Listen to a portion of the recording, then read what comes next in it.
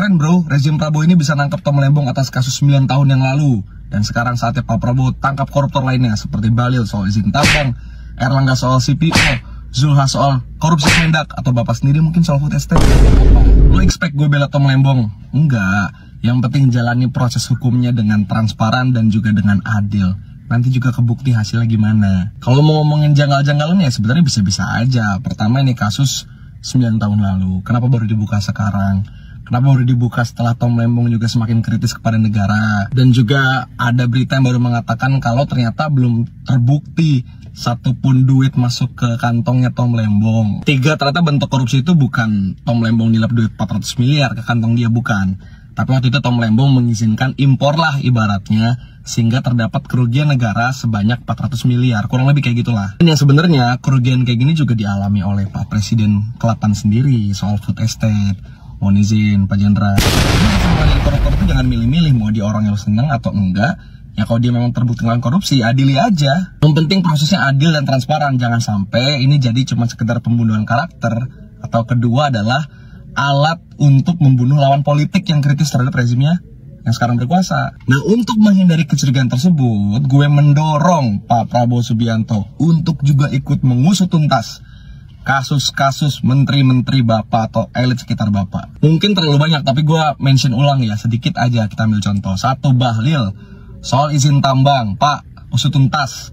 2, Erlangga, soal CPO, usut tuntas, Pak.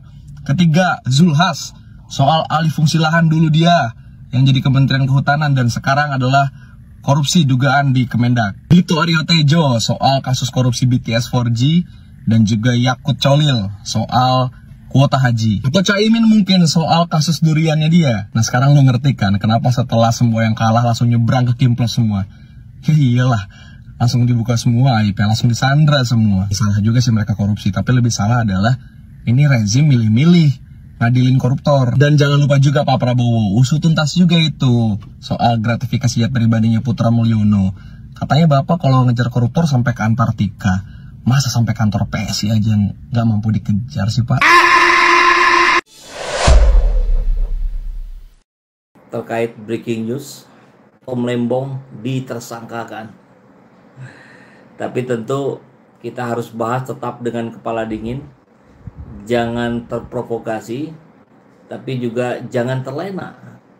Nah, sahabat Ajet, yang menarik pertanyaannya adalah setelah Tom Lembong ditersangkakan, siapa berikutnya?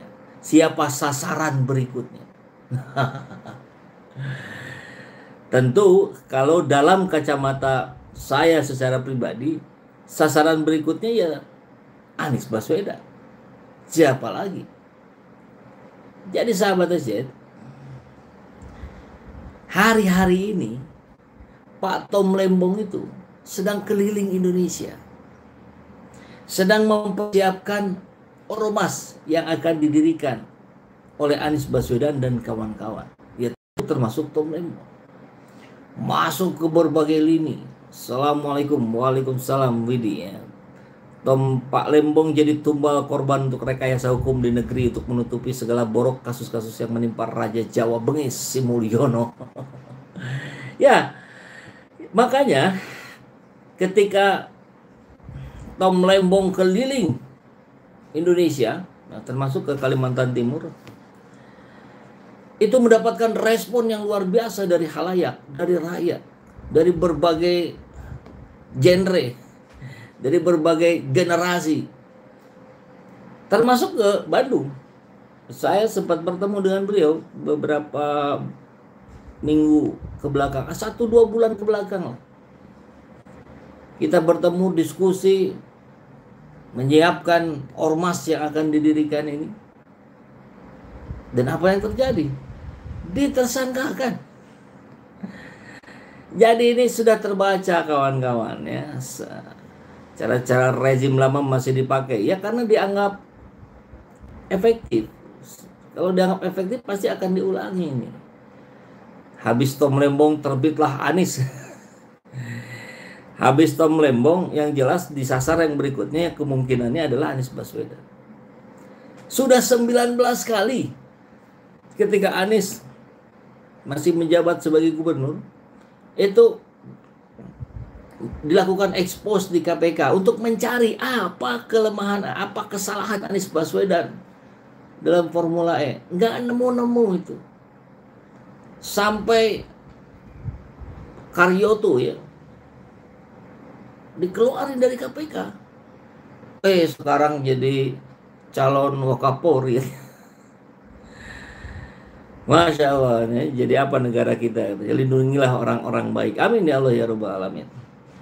Bukan, silakan ya, para buzzer silakan bergabung masuk ke sini. Yuk kita diskusi dengan akal sehat, bukan dengan caci maki, bukan dengan menyerang secara individu. Kita sudah tahu persis bagaimana para buzzer hari ini sudah mulai dibiayai lagi untuk melindungi Fufu Fafa, gitu kan, untuk melindungi desakan untuk adili Jokowi dan sebagainya. Maka ya dana barangkali masih tetap tak terbatas kalau masih terkait dengan 9 atau 10 naga itu, iya kan? Nah, sahabat TZ, ini saya coba bacakan ya respon dari Anies Baswedan terhadap Tom Lembong. Teman-teman semua, terkait penetapan Tom Lembong sebagai tersangka, ini dituliskan Anies Baswedan di platform X. Saya bersahabat dengan Tom hampir 20 tahun dan mengenalnya sebagai pribadi berintegritas tinggi. Tom selalu prioritaskan kepentingan publik dan ia juga fokus memperjuangkan kelas menengah Indonesia yang terhimpit. Ya, itu yang dilakukan hari-hari ini juga, keliling Indonesia. Tom adalah orang yang lurus dan bukan tipe orang yang suka neko-neko.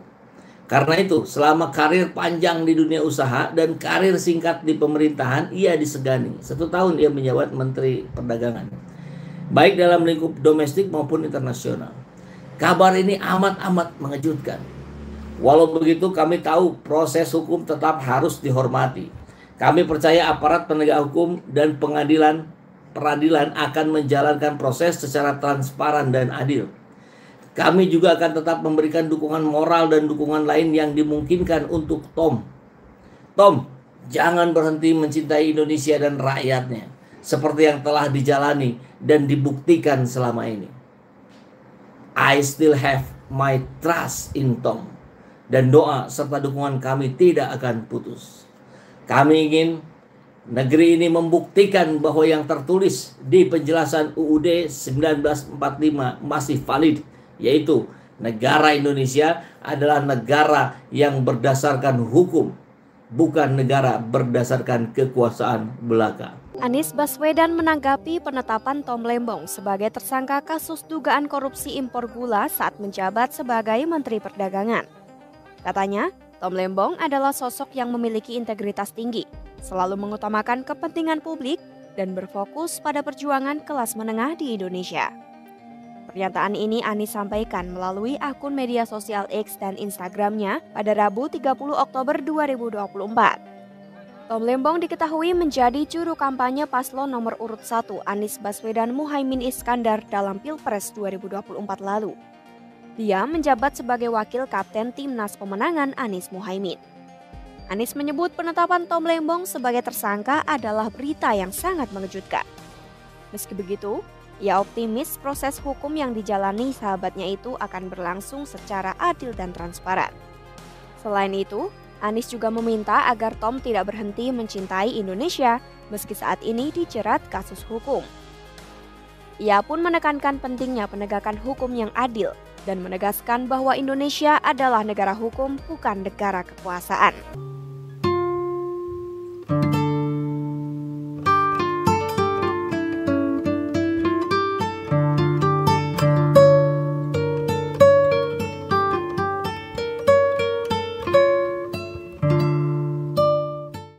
Sebelumnya Tom Lembong ditetapkan sebagai tersangka dugaan korupsi impor gula saat menjabat sebagai Menteri Perdagangan.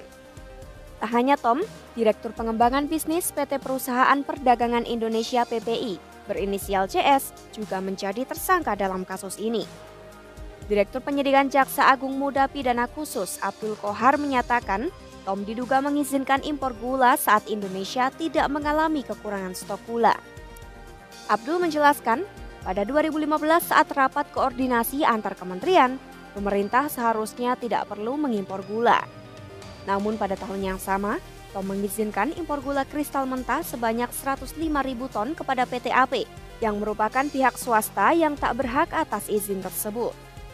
Keputusan Tom dinilai melanggar keputusan Menteri Perdagangan nomor 527 tahun 2004 yang menyatakan hanya BUMN yang boleh mengimpor gula kristal putih. Abdul menambahkan keputusan Tom diambil secara sepihak tanpa berkoordinasi dengan kementerian atau lembaga lainnya.